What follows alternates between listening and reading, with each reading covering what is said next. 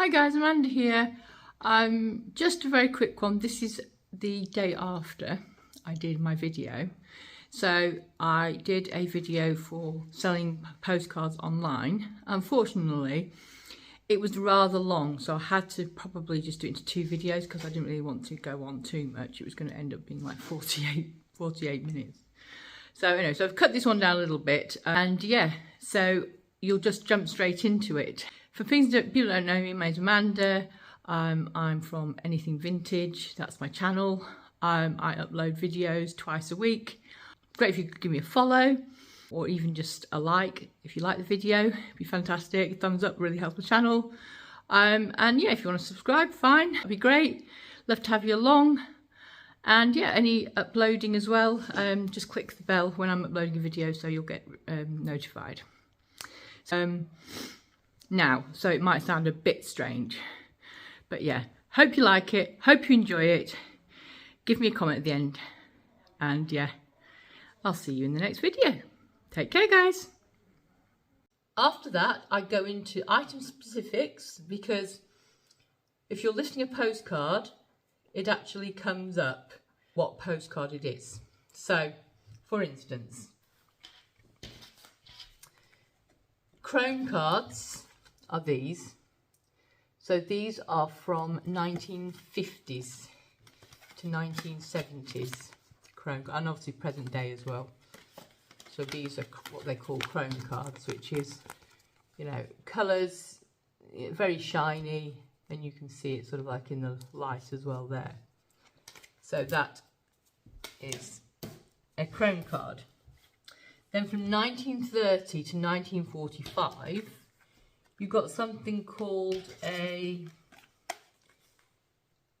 linen card. So this is a linen card, and the reason it's a linen card is because it pops out. You can see, can't you?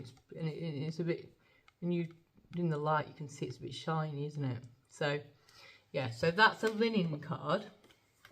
The white border ones, obviously 1915 to 1930. It was a 1930, so the white borders, and that was due to the war as well. You know, tried to save on ink. And then we have the divided back, which was 1907 to 1914. So the divided back one is like this. So you've got, obviously, to put the address, and you could write on that side. So for instance, like that. So that's the divided back one. And then you've got the undivided back ones, which were 1901 to 1907. So you've got ones like this, which don't have the divided. As you can see, they're not divided. So, done this one as well. Not got a divided back on it. So you can tell that these are earlier ones. And then we've just got what we call the real photo cards. So these are like early prints, like early photographs even sort of like 1900s. And these are very sought after, these real photo cards. So this one also has got a bit of a bonus because it's got Merry Christmas on it and it's stamped. So, yeah. So that would be, yeah, worth a bit of money. So, that's how interesting it is. And you find all these things out about, you know, just I find them absolutely fascinating. And then, like, if you've got, like, a disaster, maybe, like, you know, and there's an actual postcard about it, so it could be a disaster anywhere in the world, for instance. I mean, you know, obviously you've got the one that sort of like is, you know, to my memory, obviously would be the Twin Towers with New York, because I've got a few postcards of New York that I acquired in the 1970s, and they've all got obviously the Twin Towers on it. So some people will be searching for those ones as well, you know, before the Twin Towers were hit, type of thing. So we've also got, I picked this one up, it's not in the best condition, but still is recognisable. So that there is actually, and it says, this is Crystal Palace before the fire of 1930. So obviously there was a fire at Crystal Palace, and obviously after 1930 it doesn't look like that anymore. So again, people will be searching for cards like this. So anything like with disasters, always worth picking up as well. But you can judge it now, really. You can judge it. Chrome always shines, so anything chrome, you know, you'll know it's chrome. You'll know it's a 1950s one because they are very, very easy to, you know, you see one like that, you know straight away it's a chrome one. The older they are, look on the back. So look on the backs of them. You can kind of gauge it anyway if you kind of know a bit about sort of like postcards, or if you know, are sort of like delving into it. You know, you can kind of judge it. I mean, I've listed most of my postcards. I've listed, you know, between sort of like £5 and £8. I mean, I have done some for hire, ones that I know will go for hire. I have done a lot for appraisal, so I do go to the guy in Arundel still and ask him, is this card worth anything? Because obviously he identified a couple of cards for me that were worth quite a bit of money. So it's always good to have a second pair of eyes. So if you even know your local auction dealer down the road, or you know you deal with him for other things for reselling, then it's always worth just popping in and just saying, look, is it all right, just have a quick look at this card for me? You know, I don't want to put it on eBay, or I don't want to put it on, like, you know, Facebook, you know, because people do obviously in Facebook, they have like postcard places where you can actually buy and sell postcards. But you know, it's always better if you either do it on an auction, an online auction, or an auction, because sometimes they can go for silly money, to be honest with you. You just don't know. So always good to get a second opinion.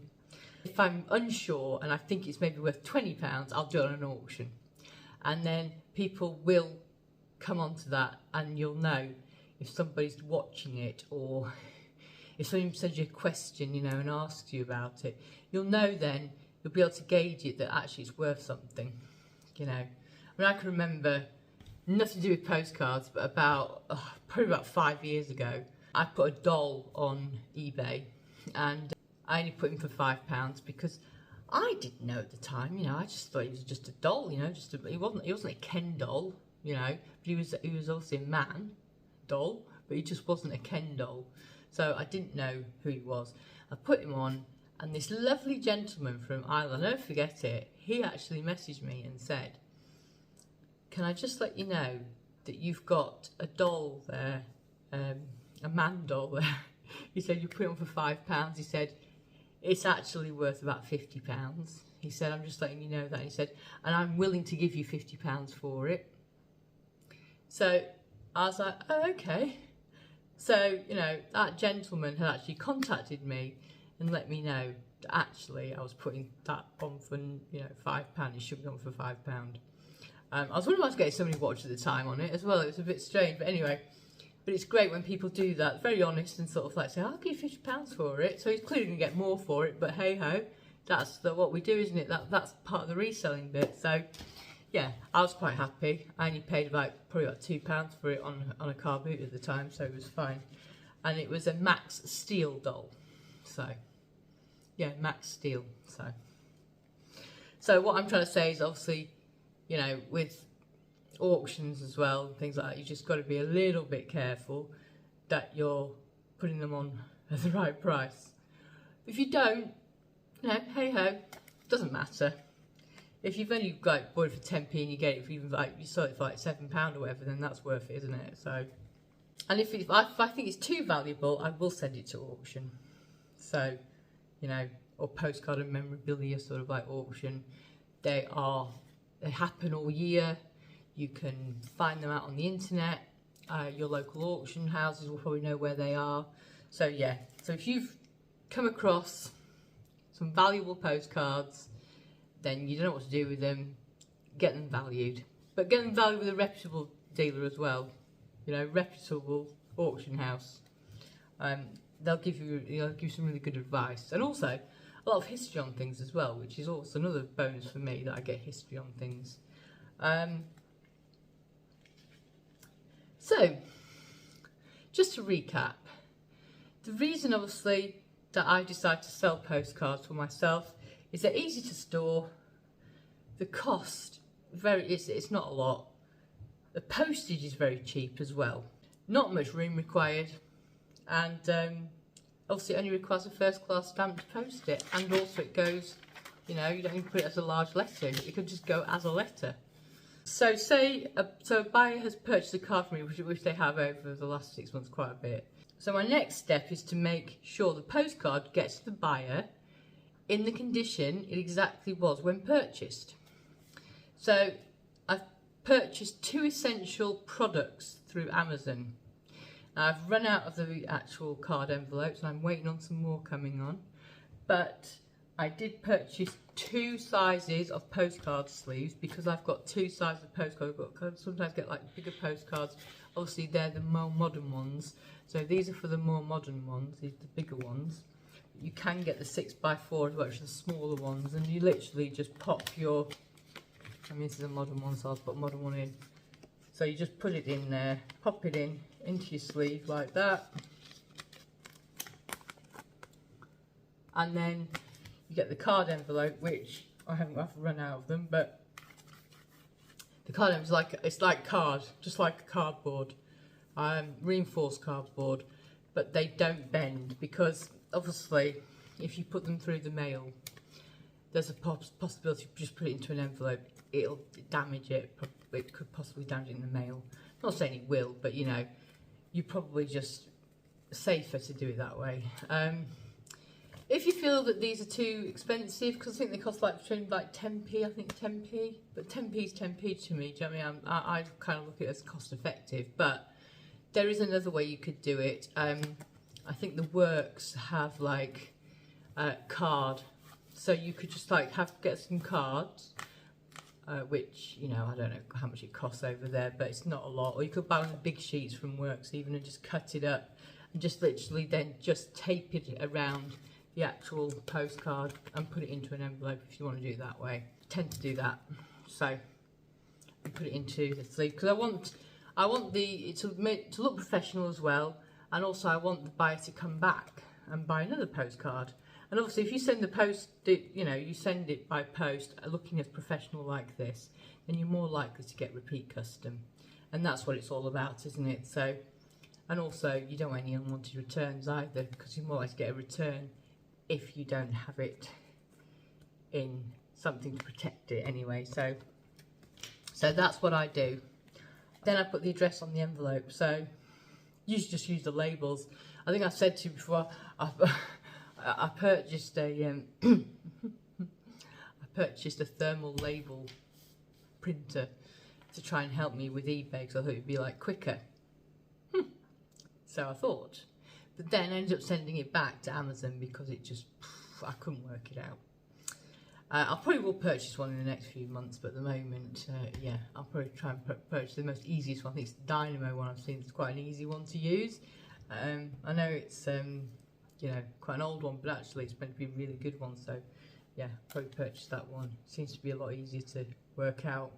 Always make sure with eBay, because if you're doing it as a letter, I mean, I've offered free postage. If somebody buys 10 postcards, and they have done, then I'll offer free postage for that, because I think it's up for that. Right, so yeah, for an extra for when you're sending them through, for an extra £1, to get it signed for, it's probably worth it as well. So just to make sure that you're covering everything and making sure that everything has been given a receipt for, so you've got that receipt in case anything does happen to that postcard. Lastly is really storing them. I mean, I have just put them in baskets at the moment, which isn't going to be the best thing for them. They need to have proper shoe boxes, really. You can just repurpose shoe boxes, so maybe old shoe boxes that you've got, or you can just purchase these plastic ones, which are really not that, they're pretty inexpensive. You know, you can probably go to like B&M or you know, IKEA, Home Bargains, even Wilko's, even anywhere like that to purchase these. Just like they're shoe boxes, like for shoes. You know, people like to not have dust-free shoes. I know I do. I had a few actually a long time ago, and I got rid of them all, which was a really silly thing now when I think about it, because they'd have been perfect for the postcards. I can repurchase them. You can also get them on Amazon as well. So just purchase maybe about, it's up to you really, if you just want to do however many postcards you want to do. I mean, you know, I'm sort of like thinking about a shelf now for my postcards, so probably going to need about 10 boxes. But again, that's not going to take up a lot of room, really. I mean, you can fit about maybe 900 to 1,000 in one of those shoe boxes. I mean, they don't take up much room either. So, and I've also just started a SKU system, or a SKU system, which has helped me immensely. So, with the postcards. So, for instance, what I do is I think I told you before, I do them like fit in batches of 50, and then I'll put, so if I put 1, and then that 50, then when I list it, I'll put in the SKU number, so for 1, and then if I sell a postcard within that 1, there's 50 cards, so there's only 50 to look through. I kind of know which one it is anyway, usually, because I've obviously gone through all the postcards, and sometimes it does actually register in your brain. Yeah. Oh yeah, I remember that one. So you know, so yeah. So but you have to look through 50 postcards, you know, rather than 1,000 postcards, for instance. I love to be organised, so this for me is heaven. You know, just thinking about it, I keep thinking about, oh, shoe boxes, they're going to look so neat, so nice, so tidy. I can't wait. It really just, I can't tell you how good it really is. It's a really, really good, it's only a simple system, but it's really good, it really works. So, and then you just go to the post office and post the cards, and that's it. That's all you do. So, you know, so I hope I've helped you from step by step of what I do. It's not what everybody does. It's just that in the last 6 months, I've learned how to sell postcards and also research postcards and find out the history of them and dates, and I'm absolutely fascinated with them. So yeah, I mean, it's not for every reseller, you know. Obviously they, you know, we all sell what we like, so you know. But I just wanted to let you know my process of my new niche, because this is new for me, and step by step, what to do to sell postcards online, if you ever thought about doing it. But as I say, I'll leave that up to you. I hope that you've enjoyed this video. I hope you've got something out of it.